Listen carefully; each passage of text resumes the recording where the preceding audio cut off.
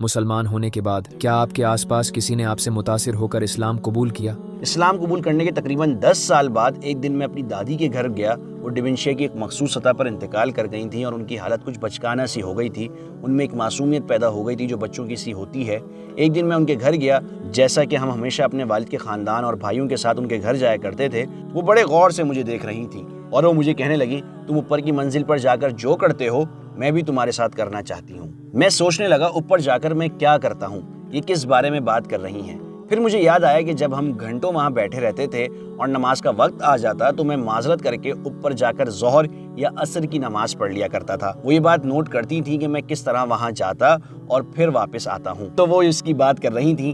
میں نے کہا، اوہ آپ نماز کی بات کر رہی ہیں؟ کہنے لگی، ہاں وہی۔ میں نے کہا اوکے، آپ میرے ساتھ نماز پڑھ سکتی ہیں۔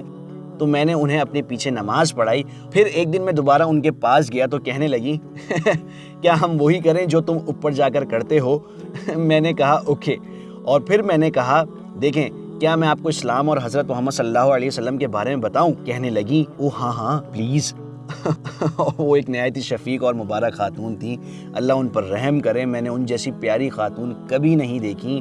میں نے انہیں اسلام کے متعلق سب کچھ بتایا، انہیں لا الہ الا اللہ کے بارے میں، ایمان کے بارے میں بتایا، اور یہ کہ اللہ کے سوا کوئی خدا نہ ہونے کا کیا مطلب ہے اور محمد صلی اللہ علیہ وسلم کون ہے، اور وہ سب کچھ ماننے کے لیے فوراً تیار تھیں۔